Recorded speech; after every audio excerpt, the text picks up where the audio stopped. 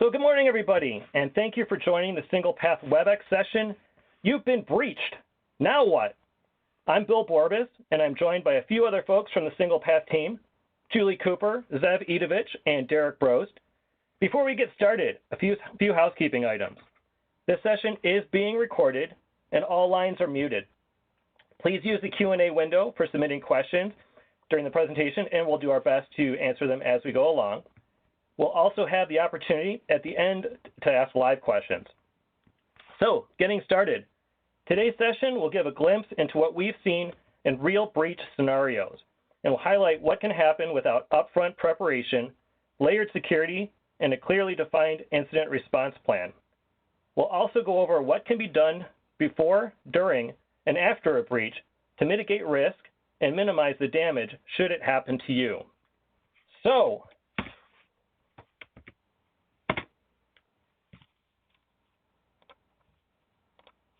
it's just a normal day, and then you get a notice that your files have been locked, or someone discovers cryptojacking software on machines, or remote access software, or something else that shouldn't be there.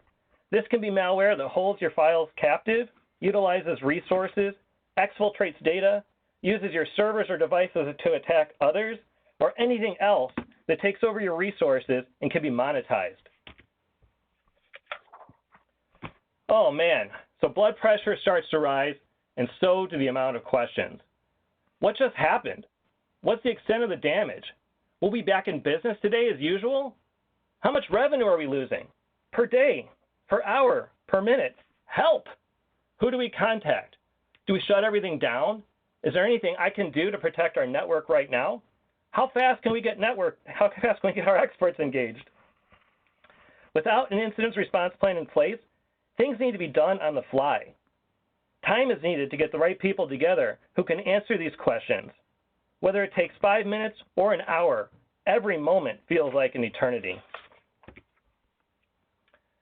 Then you have the worst conference call you're going to have this week, maybe even this month, maybe even this year. It includes the company executive team, the IT team, the insurance carrier, your forensics company, a technology partner, incident response team, and a legal team. This is typically an open bridge that can last hours, with parties joining as they can and plans cobbled together. There can be a lot of confusion on who is going to be responsible for what, if everything needed to be done is covered, and how much overlap in responsibilities there might be. The gravity of the situation starts to set in. There are no answers yet on when key systems can be restored. What data might be lost? What data may have been exfiltrated? And what remediation will cost? Oh, tensions are running high. So picture this. You're now in a meeting, sitting in at a conference table, and the executive team has their eyes on IT. They're asking questions like, how did this happen? Who is responsible? Why didn't we understand this was possible? How fast can we secure remaining data? What is the overall loss to the business? How fast can we get back up and running? What does remediation plan look like? And how much is this going to cost us? So what happens next? Well, daily calls with stakeholders are set. This is going to be a call with everybody who was on that original call in general. Endpoint agents are deployed. And these endpoint agents are going to do a number of things. They're going to perform forensics. They're going to look for anything anomalous on the machine, and they will help secure the machine. In some cases, though, an endpoint agent isn't even enough. We have seen customers have to wipe and reimage machines because it was impossible to tell if the machine had been fully cleaned. Appliances are built and they're sent out to sites. And these appliances will go and they'll do network forensics. They're looking for any kind of anomalous activity on the network, looking for ways that an attacker might be trying to get in or for exploits the attacker might be using. Then restoration plans are created and forensics are performed. And a lot of these things are happening in parallel. So actual restoration is dependent on the availability of backups and the feasibility of decrypting files. While paying a ransom is the last resort, at times it's the only option. the last ransom we saw paid was actually over 6 figures. Regardless of whether or not a ransom is paid, we're typically seeing hundreds of internal and consulting hours spent securing and remediating the network. People's roles change from whatever they do from day to day to bringing back the business to life. In many cases, getting to complete normalcy can take weeks, if not months. So now I'm going to hand it over to Julie Cooper, and she's going to talk about practical steps that you can take to reduce the risk of a breach and plans to have in place should you become victim of a breach. Julie, it's all yours. Thanks, Bill. So let's take a step back and say you haven't been breached. Phew, that's really good news. And so what we'd like to do is shed some light on a couple of things you might take into consideration. Let's start with your data. Essentially, any information that is passing through an electronic device has the potential to be compromised. Anything from a PC to a laptop, from your USB port to your cell phone. Any single electronic device is an avenue for those bad guys to get in and attack. Things to think about are these. What is your most critical data? Do you have financial data stored, client information, or maybe files that are the backbone of your business? This is what could be lost in the blink of an eye. Where is this data stored today? What backups do you have of this data? How often is it being backed up? And have you tested your backups to confirm you have a clean copy? Next up is compliance. The critical data we just talked about may have some type of regulations or laws that govern how the data is managed. Are you in compliance with the laws of your data? This very topic often becomes a point of review. Have you taken your compliance requirements into consideration? Another point of consideration is what's commonly called an IRP plan or an incident response plan.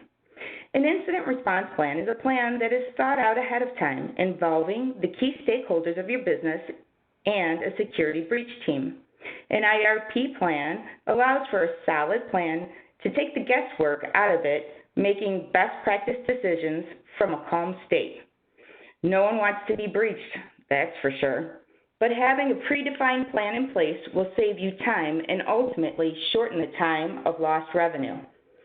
When you draft up an incident response plan, you will have a security breach team of experts that guide you through a dress rehearsal of what will happen, coaching you through the potential speed bumps, and finally, bringing your executive team to a united front.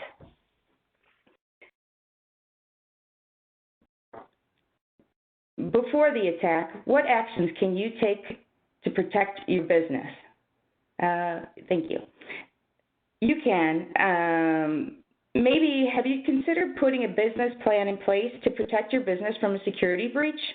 Let's start from the top. Safeguard your data and endpoint devices.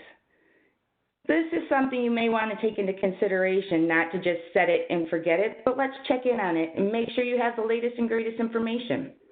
A vulnerability assessment. With a vulnerability assessment, you will be able to identify the gaps within your network and where there might be areas of weakness where the bad guys can get into your network, allowing for a breach. Next is to build out a business impact assessment. Let's make it make sense for those non-IT folks. Let's think about this. How would your business be impacted if you were breached? A cybersecurity breach can literally bring a business to its knees, literally. Articulating the business impact to your C-level team in their terms proactively will provide long-term protection for your business. It is also important to keep your software up to date. Oftentimes, it is noted that the lack of patching your network infrastructure and endpoint devices is the exact way those bad guys can get in. Let's face it, patching's no fun, and it can be tedious, time-consuming, and something maybe somebody doesn't want to make time for. However, the bad guys are having a field day with this. Bottom line, patching is critical. Developing a security policy and procedures action plan. Do you have documentation of your best practice policies and procedures? Over-communicating to your entire team is critical. This refers to things like Who should have access to what data? Who has permission? How the data should be stored? How is your data secured? A policy and procedure action plan will address your policy plans and document this plan for your organization. Multi-layered password protection. Passwords, passwords, passwords. I can't say it enough. We all know we need to keep up with changing passwords, but beyond that, there's something called two-layer authentication. Adding an additional layer of password protection makes it more difficult for those bad guys to get access to your network. Educate your entire team. This is critical that everybody knows what to be looking for. So something that we can talk about a little bit further is security awareness training and simulated phishing campaigns. Create an incident response plan. Secure and test your data backups. Review your cybersecurity insurance policies. During the attack, what should be done? Notify your executive team, those that have an active role responding to the attack. Decision making. Determine what has been stolen. Change all affected passwords. Secure your data backups. Do not pay the ransom if it is involved without understanding your options. Contact relevant financial institutions. After the attack, what should be done? Collect all relevant evidence for civil, criminal, or regulatory proceedings. Make your insurance claims. Contact your legal team. Consider using a public relations firm to help you with reputational damage. Communicate to those who had personal information compromised from the attack. Hold a post-mortem meeting with stakeholders on how to prevent future attacks. Bringing us full circle and back to the topic of today's WebEx, I think I've been breached, now what? While none of us wants to be faced with a breach, the most common conversations these days is, it's not if you will be breached, but more likely when you are breached. This is a painful statement, and SinglePath is here to help. SinglePath will provide you with a rapid response to detect, contain, and eradicate an outbreak. SinglePath can help you with providing you with a team of security experts within 24 hours of a breach. It's a high-touch client experience. You will receive access to knowledge and advice from security experts. You will receive guidance through a remediation plan, assistance through restoration of your backups, define root cause analysis, and finally, gain recommendations for security enhancements forward going. Next step, what we'd like you to take into consideration as a next step is to set a meeting with your SinglePath account manager today to review your security posture. Security offers to consider are vulnerability assessment, a technology refresh, password protection, two-factor authentication, data backup storage and testing, incident response planning, patching your network infrastructure, security awareness training and simulated phishing campaigns, policies and procedures, assessment and documentation, security level of monitoring and management, and cybersecurity policy insurance review. Bill, back over to you. Thank you, Julie. So we understand that that was a lot of information in a very short period of time. So what we're going to do is we are going to open it up to questions, and you can either submit a question either through the Q&A window, or you can also hit the raise your hand button, and we'll do our best to use this technology and unmute you. So I'm going to go ahead and open up the questions, and I'm going to stop sharing so I can see the Q&A window.